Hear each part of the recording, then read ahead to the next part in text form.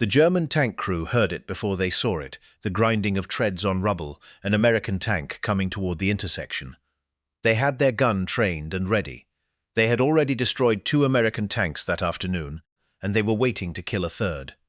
But when the shape finally rolled around the corner into the shadow of Cologne Cathedral, the German gunner froze. This was not the boxy Sherman he had been killing all across France and Germany. It was low, and heavy and wrong. For a single heartbeat, the crew wondered if it might even be one of their own. That heartbeat of hesitation would cost them everything. It was the 6th of March, 1945, in the ruins of Cologne, and an American combat cameraman happened to be filming that exact intersection.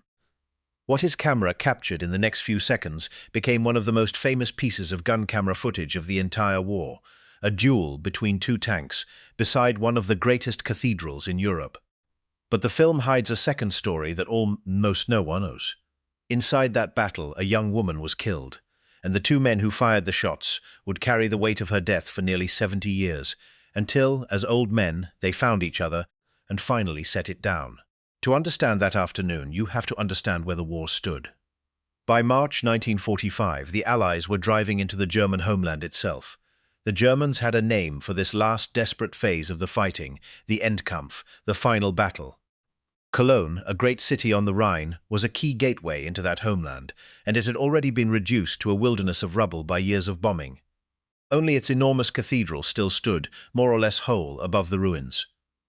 Into that dead city, from 3 directions, came the American tanks, and at the tip of the spearhead was a division that made a specialty of leading the way. Please take a moment to subscribe to the channel and to give this video a like and stay with us all the way to the end. But before that intersection, it's worth knowing the man in the gunner's seat, because everything that happened turned on him. His name was Clarence Smoyer, a tall, soft-spoken 21-year-old from the small town of Lehighton, Pennsylvania. He was not a swaggering, movie-style tanker. He was quiet, gentle, and almost painfully modest, but he had a gift that kept his crew alive, an uncanny eye behind a tank's gun. In an armored duel, the man who fired first fired straight, and did not miss was the man who lived. Smoyer was that man, and his crew knew it. Smoyer belonged to the 3rd Armored Division, nicknamed Spearhead, and to the crew of a single tank which was, as he put it, a family locked in a sardine can. There was the commander, Sergeant Bob Early, the driver, the loader, the bow gunner. 5 men who lived, ate, slept, and fought inside a steel box, utterly dependent on one another.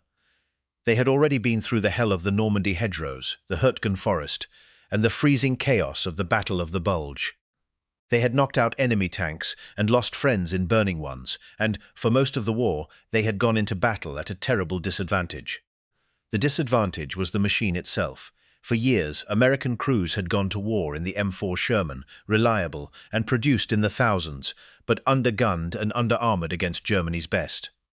The Sherman's gun could bounce off the thick frontal armor of a German Panther without doing a thing, while the Panther's gun could kill a Sherman at a distance the Americans couldn't answer. Tankers grimly joked about how many Shermans it took to knock out one Panther. Smoyer had spent the war praying for something that could fight the German heavies on even terms. In the last weeks of the war, the army finally handed it to him. It was the M26 Pershing, a brand new heavy tank, so new that only a handful had been rushed to the front as an emergency measure. Smoyer's crew received one and named it Eagle 7. At its heart was a long 90mm gun, firing a shell that weighed some 40 pounds at tremendous velocity, a gun that could at last punch through the frontal armor of a German Panther.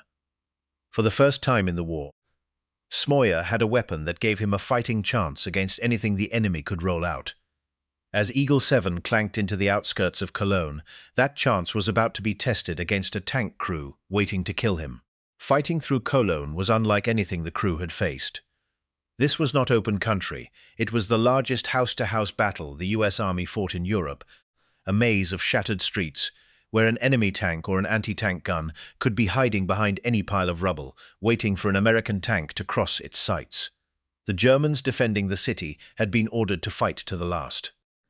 As Eagle 7 pushed toward the cathedral square at the city's heart, word came over the radio that a German tank had taken up a position near the great church, and that it had just destroyed 2 American Shermans, killing and wounding their crews. The German tank was in a deadly spot. It sat beside the cathedral, its long gun covering the open intersection, exactly where an American tank would have to appear. To charge straight at it would be suicide. The enemy would get the first shot. So the crew of Eagle 7 did something smarter. Sergeant Early, the commander, climbed out of the safety of his tank and went forward on foot, alone, through the rubble, to scout the enemy's exact position with his own eyes. A coldly brave thing to do in a city full of snipers. He found the German tank, worked out the angle, and came back with a plan to take it from the side. But the plan had a flaw, and it was not the Americans' fault. In the minutes between Early spotting the enemy and Eagle 7 moving to attack, the German commander, sensing the danger, expecting a tank to come from exactly that direction, ordered his own gunner to swing the turret around to cover the intersection. So when Eagle 7 rounded the corner to catch the enemy in the flank, the Americans did not find an unaware target sitting side-on. They found the German gun already turning to meet them, muzzle swinging towards Smoyer's face. Both crews had, in the same instant, done everything right. Now it came down to a fraction of a second. What happens in the next few seconds is the heart of this story, and it is not only about two tanks. If this is the kind of history you want more of, subscribe, we're just getting to it. Because as Eagle 7 approached that intersection, a civilian car came racing across it from another direction, someone trying to flee the fighting, driving straight into the space between the two tanks. In the chaos and the split-second fear of urban combat, both sides opened fire toward the moving vehicle, mistaking it for an enemy staff car. It was one of the countless tragedies that war manufactures without meaning to. Inside that car was a 26-year-old woman named Katharina Esser. She was not a soldier. By the accounts pieced together long after, she was an ordinary young woman, a shop clerk, trying to escape a dying city, who drove into the worst possible place at the worst possible moment. She was fatally wounded in the crossfire, and American medics who reached her could not save her. Smoyer saw it happen from his gunner's seat. He did not know who she was or why she was there, and for the rest of his life he would be haunted by those questions. But in that moment, there was no time to grieve. The German tank was still there, its guns still turning, and his own crew's lives were still in his hands. Then everything happened at once. Eagle 7 swung into the open, and through his sight Smoyer saw not the enemy's flank, but the muzzle of that big gun pointed straight at him. There was no time to stop and steady the tank the way gunnery doctrine demanded. So Smoyer broke the rules. He fired on the move, a far harder shot, and told his driver to keep rolling to spoil the enemy's aim. His first round struck home. He screamed for more armor-piercing shells and fired again, and again, 3 hits in seconds, tearing into the German tank until flames burst from inside it. The German crew, their tank burning around them, bailed out and ran. The duel was over almost as fast as it began. The whole thing had been filmed.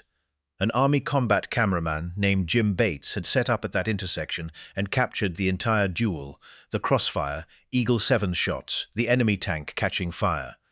Within weeks, the footage was playing in movie house newsreels across the United States, and for a time Clarence Smoyer was, without wanting to be, the most famous tank gunner in America.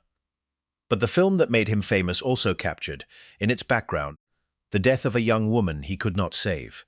And that, not the victory, is what he would remember when the war was over. When the guns finally fell silent that spring, Clarence Smoyer came home a hero on film, and privately a man carrying a stone he could not put down. He had done his duty. He had saved his crew. The army footage proved his skill to the whole country.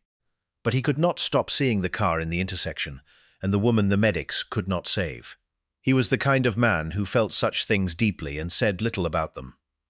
Like so many veterans, he pushed the memory down and got on with an ordinary life.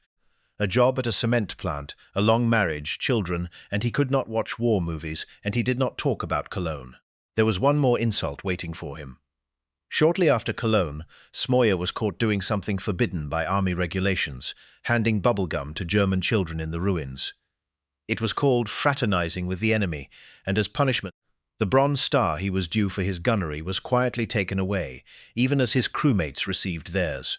The most famous tank gunner in America went home without the medal his own actions had earned. It was a small bureaucratic cruelty, but it sat alongside the larger burden, and for decades the whole story, the skill, the fame, the guilt, the withheld honor, simply sat inside him unspoken. What finally brought it out was the film itself. Decades later, that same newsreel footage, now studied by historians and shared online, reached Smoyer again and reached others who had been there. And it turned out that Smoyer was not the only man haunted by the car in that intersection. On the other side of the duel, the German gunner who had faced him, a man named Gustav Schaefer, had seen the footage too, and had spent his own life believing that it might have been his shots, not the Americans, that killed the young woman. Two old men, on opposite sides of one filmed moment, were each privately carrying the same death. In 2013, Clarence Smoyer did something that took a different kind of courage than a tank duel. Nearly 70 years after the war, he travelled back to Germany, back to Cologne, to meet the enemy gunner he had tried to kill. It was, he admitted, a gamble, flying across the world just to shake one man's hand. He met Gustav Schaefer at the cathedral, on the very ground where they had fought. Schaefer was no longer an enemy soldier. He was a retired taxi driver, a farm boy who had been drafted as a teenager, a man who, it turned out, had grown up admiring America. Smoyer looked at him and said simply, "The war is over, now we can be friends." Together, the two old gunners finally talked about the thing neither could say alone. They went to the intersection where Katharina Esser had died. They laid flowers. They tried to learn who she had been, so she would be more than a shadow in a film. And they shared the burden that each had carried in secret, the fact that neither of them would ever know whose shots had truly killed her. It was Schaefer who gave Smoyer the words that finally eased it. It was the war, he told him. It is in the nature of it, and it cannot be undone. The war took her life, and then, in parting, in the next life we will be comrades instead of enemies. The two men stayed friends for the rest of their lives, letters, Christmas cards, calls across the ocean. Gustav Schaefer died in 2017 at the age of 90. Clarence Smoyer sent flowers to his funeral with a note that read, "I will never forget you. Your brother in arms, Clarence." 2 years later, in 2019, the US Army finally righted an old wrong. In a surprise ceremony at the National World War II Memorial in Washington, 75 years late, Clarence Smoyer was awarded the Bronze Star he had lost over a stick of bubblegum. He was the last of his crew still living to receive it. Clarence Smoyer, the gentle giant, the reluctant hero of Cologne, died in 2022 at the age of 99. And Katharina Esser, the young woman in the intersection, is remembered now because two old soldiers refused to let her be forgotten.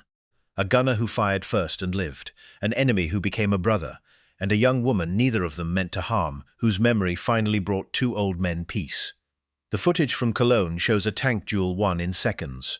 The real story took 70 years, and it was won not with a gun, but with an outstretched hand. Clarence Smoyer used to say he and Schaefer were just soldiers doing their duty, and that the real enemy had been the war itself. Maybe you see it the way he did. If your father, your grandfather, your uncle, anyone in your family served in an armored division, or anywhere in the push into Germany, in any branch or any unit, leave their name and what they did in the comments below. Don't just leave the name. Tell us one thing about them. One thing they did, or said, or one thing you remember. The men who fought in those steel boxes deserve more than a line in a database. They deserve to be remembered as people. Subscribe if you want the next story. There are more of them.